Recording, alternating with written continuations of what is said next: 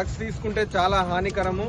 దానివల్ల మీ స్టడీసు, మీ సమాజంలో మీ గుర్తింపు ఉండదు.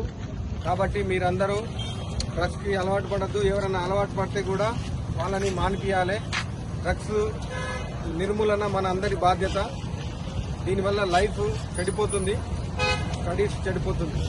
సరేనా? మీరు సహకరించినందుకు ధన్యవాదాలు.